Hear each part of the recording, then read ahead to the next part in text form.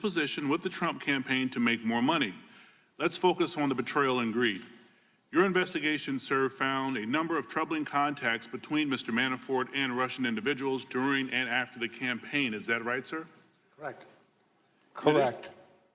In addition to the June 9th meeting just discussed, Manafort also met several times with a man named Konstantin Kilimnik, who the FBI assessed to have ties with Russian intel agencies. Is that right, sir? Correct.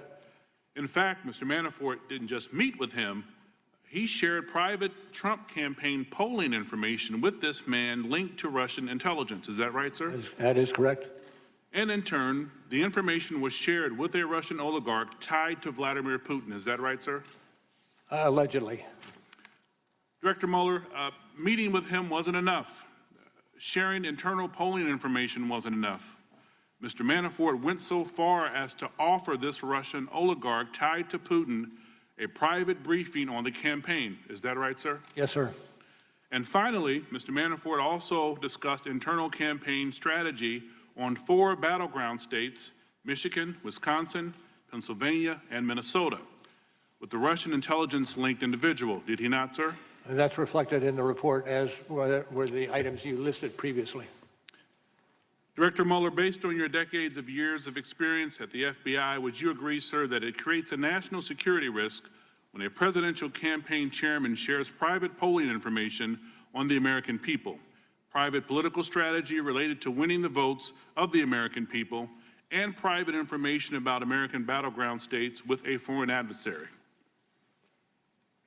Is that the question, sir? Yes, sir.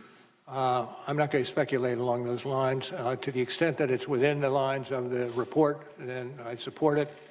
Anything beyond that is not part of that which I would support. Well, I think it does, sir. I think it shows an infuriating lack of patriotism from the very people seeking the highest office in the land. Director Mueller, Manafort didn't share this information in exchange for nothing, did he, sir? I can't answer that question without knowing more about the question. Well, it's clear that he hoped to be paid back money he was owed by Russian or Ukrainian oligarchs in return for the passage of private campaign information, correct? That is true. Director Mueller, as my colleague Mr. Heck will discuss later, greed corrupts. Would you agree, sir, that the sharing of private campaign information in exchange for money represents a particular kind of corruption, one that presents a national security risk to our country, sir? I'm not going to opine on that. I don't have the expertise in that arena to really opine.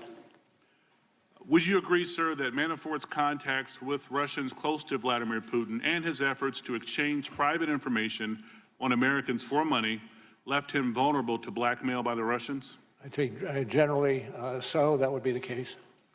Would you agree, sir, that these acts demonstrated a betrayal of the democratic values of our country rests on? I can't agree with that.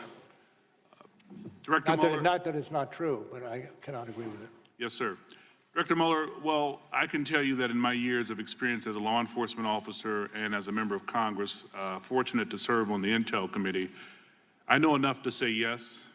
Trading political secrets for money with a foreign adversary can corrupt, and it can leave you open to blackmail, and it certainly represents a betrayal of the values underpinning our democracy. I want to thank you for your service again, Director Mueller. We appreciate you for coming today. I yield back, Chairman. Dr. Wenstrup. Thank you, Mr. Chairman. Thank you, Mr. Mueller, for being here today. Mr. Mueller, is it accurate to say your investigation found no evidence that members of the Trump campaign were involved in the theft or publication of Clinton campaign-related emails?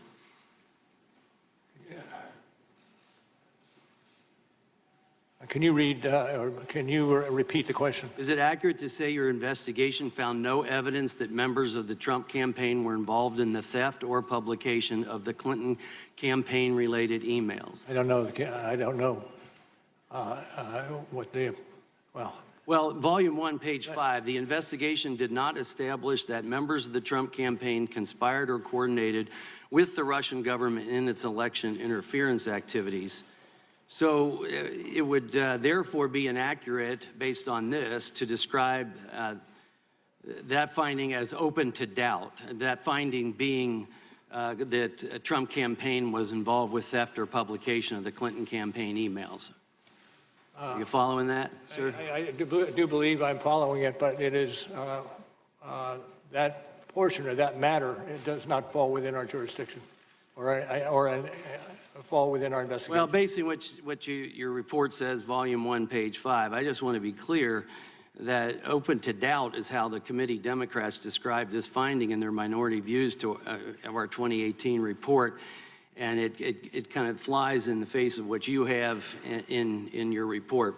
But so is it accurate also to say the investigation found no documentary evidence that George Papadopoulos told anyone affiliated with the Trump campaign about Joseph Mifsid's claims that the Russians had dirt on candidate Clinton?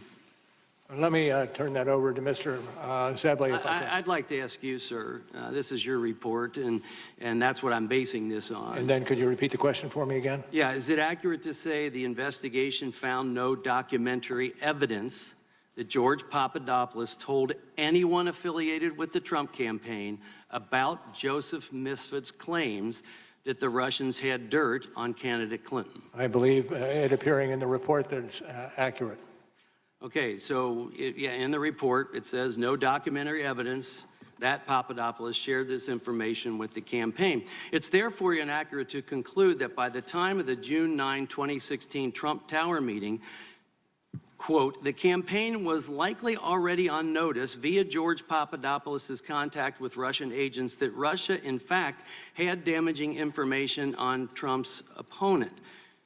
Would you say that that is inaccurate to say that it's likely already on? I could direct you to the report. Well, I appreciate that because the Democrats jumped to this incorrect collusion in their minority views, again, which contradicts what you have in your report. I'm concerned about a number of statements I'd like you to clarify because a number of Democrats have made some statements that I have concerns with, and maybe you can clear them up. So a member of this committee said President Trump was a Russian agent after your report was publicly released. That statement is not supported by your report, correct? That is accurate.